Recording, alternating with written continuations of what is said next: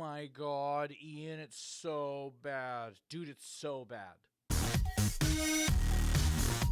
Ian, it is so bad. It totally sucks. But I love it.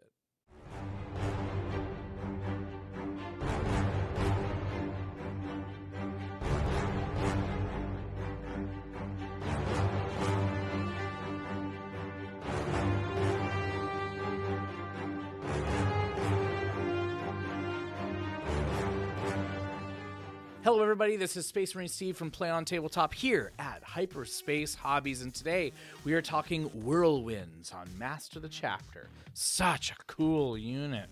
Yeah, they might be the worst thing in the book, Ian. Yeah, thanks for pointing that out. Appreciate that. Oh my god, he's so right. He's so right. The Whirlwind is the Imperial Artillery Support Vehicle, based on the standard template construct, the Rhino chassis. We all kind of know it. And it is primarily used by many Space Marine chapters, not Chaos Space Marine chapters, though, which is never really explained for some whatever reason. It's just post-heresy. They just kind of said, mid-range artillery, we won't need that. We're just going to leave it all right there, along with the apothecaries. But whatever. Space Marines do war in the 41st millennium different than pretty much all the other factions. They often use very aggressive, hard-hitting tactics that rarely require the use of long-range artillery units. Nevertheless, there are situations where a unit like this comes in handy. Space Marines will often use Whirlwinds in packs of 3, with their Vengeance missiles being used to soften up like fortified positions right before a main assault arrives, or the Constellan missiles used to purge infantry from entrenched positions. While it's not the way that Space Marines want to fight their battles, most chapters do recognize their usefulness. So how did Games Workshop do coming up with the rules for the Whirlwind?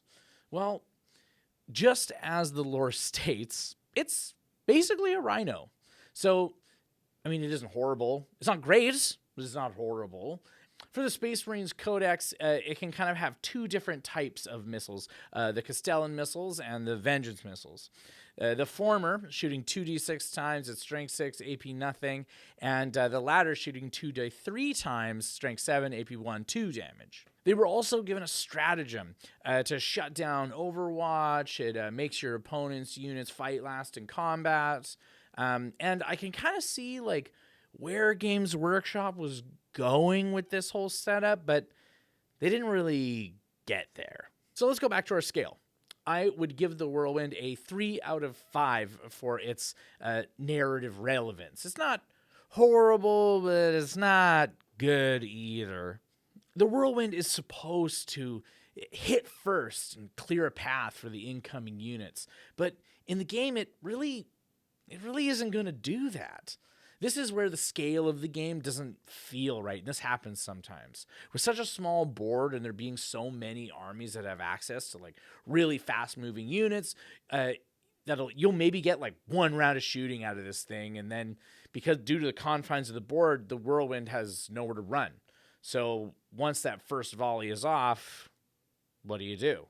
Again, GW made it so much worse with the inclusion of Armor of Contempt and the data sheet update.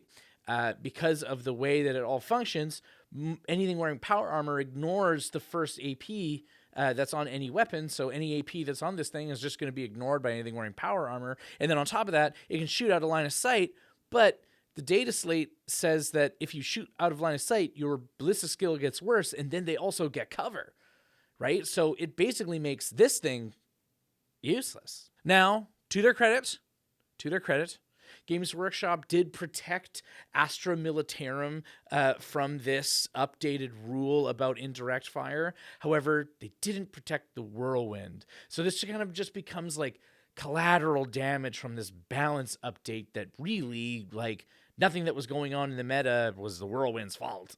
I don't care what anybody says, the Whirlwind was not crushing the meta anywhere. I blame Tau for this. I actually do blame Tau for this. It was their fault. It was. All right, so how are you going to use it? We have to try and balance what it is actually able to do now with the updates to its original purpose and make choices based on what is available to us now. The answer here is totally just suppression fire. A 1 CP strat to trip up your opponent's units and give you an edge. I mean, funny enough, it really helps your combat game, even as a shooting unit. So let's say you're charging in with 2 units.